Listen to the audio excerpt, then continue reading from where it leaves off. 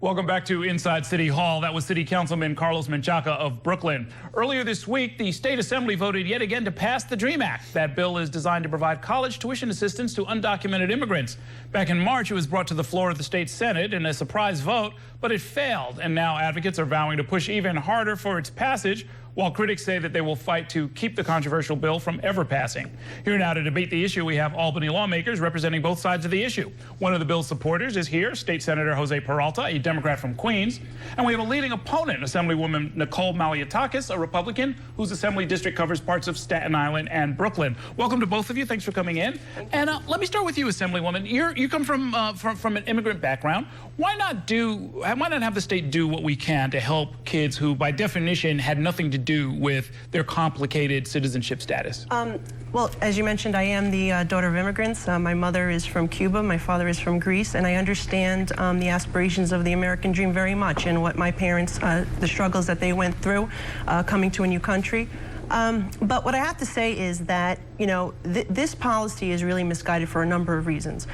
We have a situation in this state, a crisis really, where 64% are graduating with college debt, average of $26,000. We have so many citizens, so many people who followed the rules, legal residents that are struggling to get through school. Their parents are working multiple jobs to get them through school. They are taking out enormous amount of debt. And so I feel that they should have priority, and we should be assisting them, not people who are in this country illegally and did not follow the rules. But what I don't understand is, the kids, dreamers, the classic dreamers, by definition, they didn't have anything to do with their status, right? Nor did citizens, I'm a citizen, but I had nothing to do with that either, right? So how does the merit argument get on this? First of all, the issue really needs to be addressed by the federal government. I think that, we do have laws in this country, and by definition, they are here illegally. And when you have so many students who are struggling to the point where in this country, you have a student debt that surpasses $1 trillion, and it exceeds credit card debt, exceeds every other type of household debt. And we have limited resources in this state. And by the way, you have to remember, in 2010, this very state legislature voted to reduce TAP $49 million.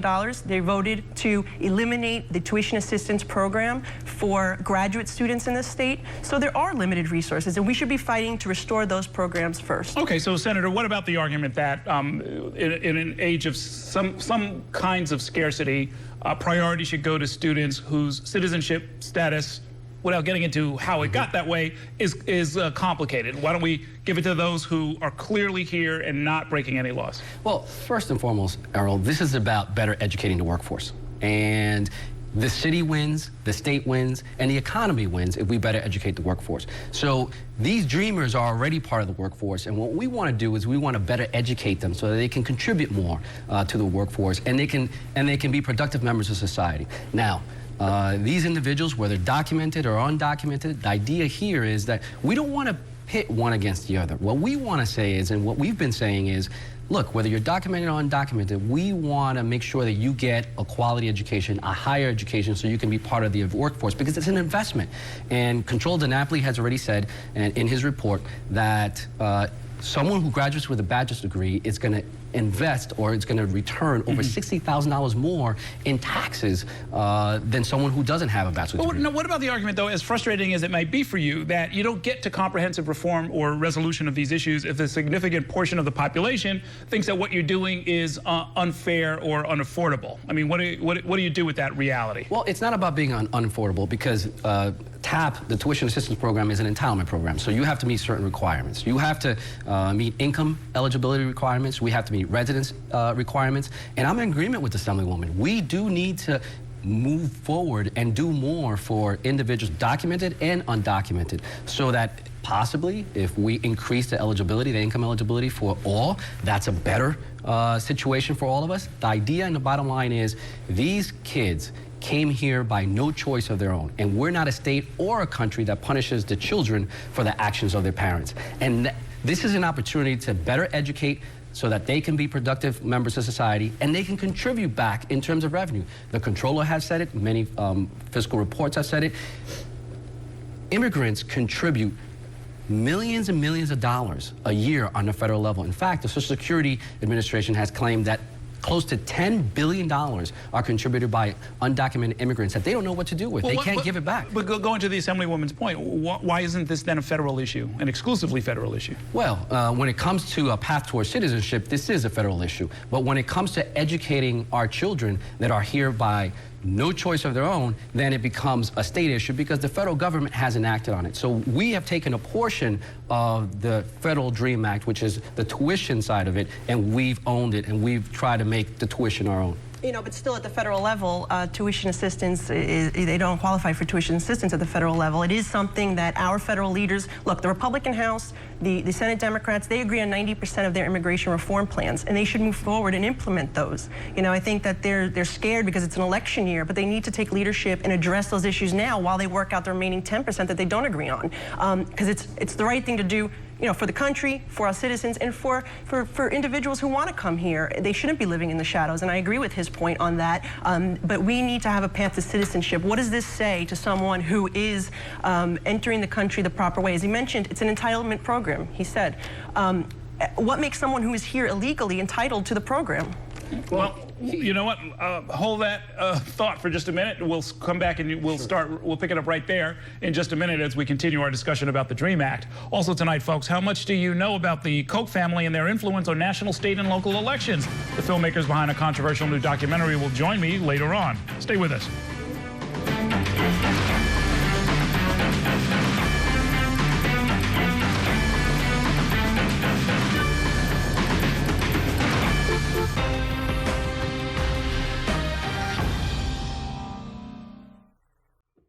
It happens in the blink of an eye. Every 5 seconds, a child living in poverty dies. It's something we all know about, but perhaps have never done anything to stop. All around the world, it's happening. Every 5 seconds.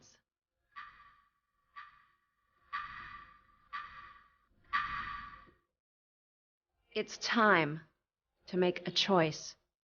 You can stay sitting exactly where you are, or you can do something so simple and so powerful by joining UNICEF and helping to stop another child from dying. Go online or call this number to join the U.S. Fund for UNICEF with your $15 monthly gift. It's only 50 cents a day. Just 50 cents to get these children the critical help they need. Emergency medical care, nutrition, and vaccines delivered every day to the children who could die without it. These are the real life-saving things your 50 cents a day will buy. It's simple, affordable, and it could mean the difference between life and death for a child. Every 5 seconds, a child living in poverty dies.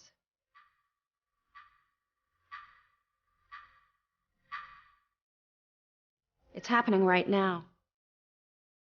What will you choose to do? Please, go online or pick up the phone now.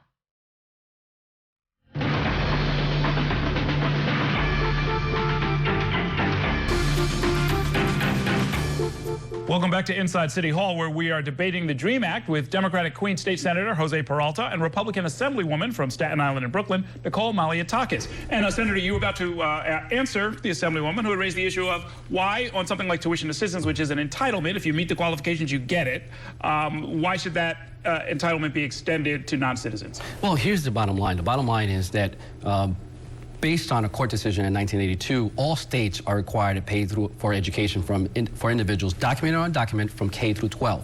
It's already being done. In 2002, we passed in-state tuition, which helps undocumented as well. And this is just the evolution of ensuring that these kids don't hit that glass ceiling, which is if these kids hit that glass ceiling, that there's going to be a permanent underground society that we don't want to exist. And if we can eliminate that by better educating them, then we're going to get a better workforce. Let's talk about the prospects of the bill. coming up again. We saw that the Assembly has already passed it. The Senate might or might not take it up again. This is State Senate Independent Democratic Conference leader Jeff Klein, senator from the Bronx, talking about what just happened a couple of months ago when the bill was brought up rather suddenly and failed to pass. Let's listen to Senator Klein. I'm disappointed that there weren't enough votes to pass the DREAM Act, but I think the question that the advocates really have to ask is why two duly elected Democratic state senators voted no. What's the answer to that, Senator?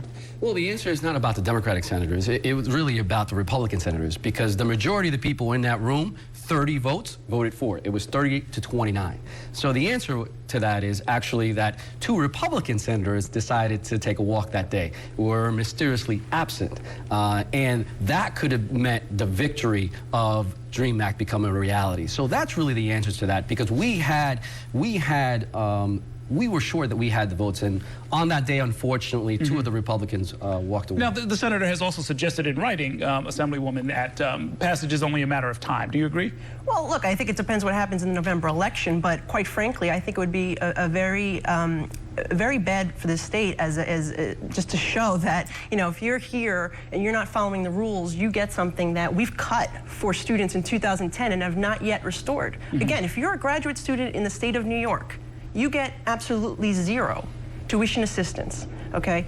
I have legislation that would actually take the $20 million from the DREAM Act and put it towards expanding the tuition assistance program for citizens and legal immigrants, to expand that household threshold from 80,000 to 100,000 so more middle-class families can qualify. Well, that has not happened since 2000. Hypothetically, if the scarcity problem was erased, if some money fell out of the sky or from Washington, would that allay your fears? Well, I think that's the problem with some of the members of the state legislature, is that they think we live in this type of utopia where money grows on trees. But the reality is, for every dollar that you're giving to someone who is here illegally, that's a dollar you're taking away from someone who's following the rules. So I think that, you know, the first and foremost, we need to look at reinstating the programs that were cut in 2010. That's what's fair, and that's what's right. And then federal government needs to do its job. Well, I agree that we need to do more for documented and undocumented, but I disagree with the fact that for every dollar you're putting into a documented individual or an undocumented individual, you're taking away from a documented. That's not the case. It's an entitlement program. So the way TAP works is that if we assigned $100 million, say hypothetically, towards the TAP program, and we spend $110 million, we have to come up with $110 million. There's no way that a dollar is taken away from any citizen because of this program. And the fact that the Assembly was able, through the leadership of Assemblyman Moya, was able to find $20 million to put in the budget. What about, I mean, we have less than a minute, but what about the path that the Assemblywoman suggests, which is restore some of the cuts from 2010, and then we'll see what we can do about the DREAM Act? Well, I'm in agreement of restoring the cuts, but at the same time, it's like I said, it's not an either or. It's a win-win. Our argument is we want to ensure that the documented and the undocumented get a better education, and the better educated our workforce is, the better it is for a state as a whole. They'll pay more taxes, won't they? Yes, but still, with the citizens in this state that are still graduating with tens of thousands of dollars, even so, the way the system is now, you still have people graduating with a tremendous amount of debt. So until everyone is going to college for free, I don't see how this is a rational argument. Well, as somebody who is still paying off some educational debts, it's still a pretty good deal, right? I mean, the economists say that you'll come out on average something like $500,000 ahead over the course of a lifetime, even if you have to go into debt to get that college degree. Yeah, but you know what? It's a real crisis in this state, and as long as we have students that are following the rules, that are graduating with debt, this shouldn't be the case. Okay, we're going to have to leave it right there. I'll leave it to you two to fight this out some more in Albany. Thank you for having an informative and civilized conversation here. Thank you, Errol. All right, we're going to take a short break.